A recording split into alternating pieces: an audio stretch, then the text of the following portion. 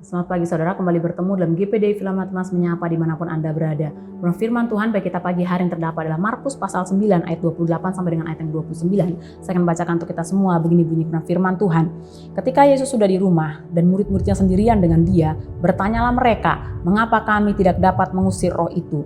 Jawabnya kepada mereka, jenis ini tidak dapat diusir kecuali dengan berdoa. Saudara, cerita singkat daripada ayat-ayat ini adalah ketika ada seorang dikatakan membawa anaknya yang dirasuk roh jahat sejak masa kecilnya. Roh ini dikatakan membisukan anak tersebut. Dan seringkali roh ini membawa anak ini kepada celaka-celaka, hal-hal yang jahat, hal yang tidak baik. Kemudian orang tua daripada anak ini membawa anak ini bertemu dengan murid-murid Yesus. Namun murid-murid Yesus tidak dapat mengusir roh jahat yang terdapat dalam tubuh anak tersebut. Ya, ketika bertemu dengan Yesus, kemudian Yesus berdoa dan Yesus memerintahkan kepada roh jahat yang dalam tubuh anak ini untuk keluar atau undur daripada anak ini, maka roh tersebut undur daripada anak ini. Ketika murid-murid Yesus melihat hal tersebut, ya, ketika mereka tinggal dikatakan di rumah bersama dengan Yesus, mereka bertanya kepada Tuhan, bertanya kepada Yesus, mengapa mereka tidak dapat melakukan hal tersebut?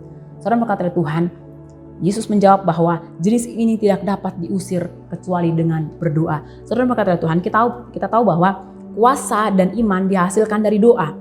Semakin sering kita berdoa, semakin besar iman kita kepada Tuhan. Semakin besar iman kita kepada Tuhan, semakin besar kuasa iman itu yang terdapat dalam kehidupan kita.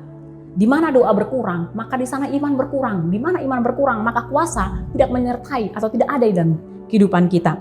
Di mana ada doa yang dilandaskan pada penyerahan diri total kepada Tuhan dan taat akan firman-Nya, maka di sana terdapat iman yang besar.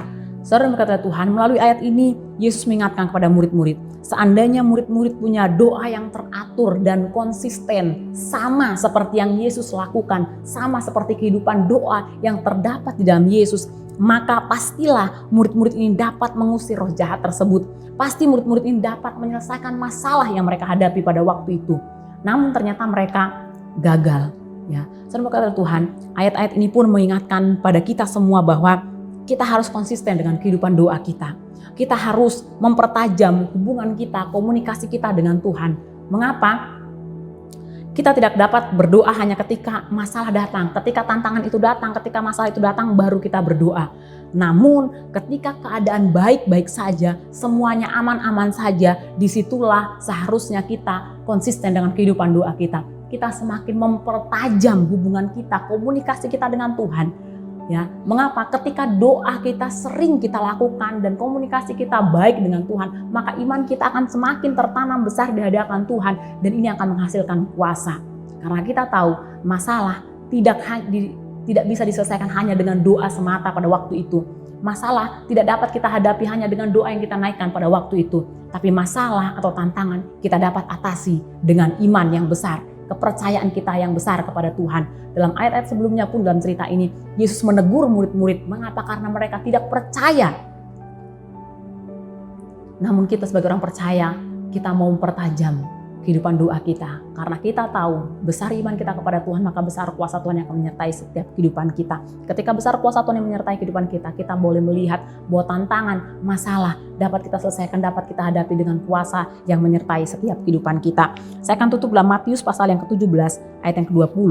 Saya akan bacakan untuk kita semua, begini bunyi firman Tuhan. Matius pasal 17 ayat yang ke-20.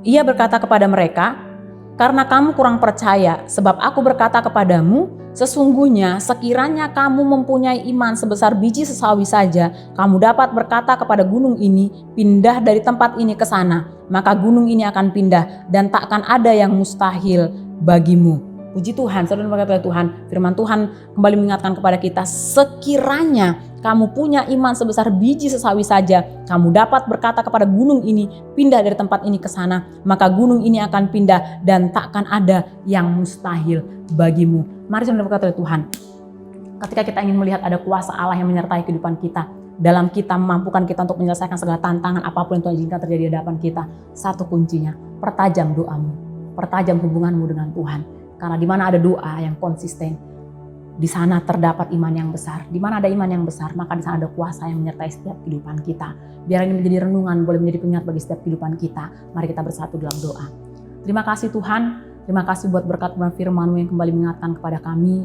Biarlah kami tetap hidup dalam kehidupan doa kami kepada Engkau, dalam persekutuan kami, dalam komunikasi dengan Engkau secara konsisten Tuhan. Sehingga kami, sehari lepas hari kami boleh melihat iman kepercayaan kami semakin hari semakin tertanam kepada Tuhan, semakin besar di hadapan Tuhan. Dan kami boleh melihat kuasa yang menyertai setiap kehidupan kami, memampukan kami untuk menghadapi bahkan mengatasi apapun yang Tuhan izinkan terjadi dalam setiap kehidupan kami.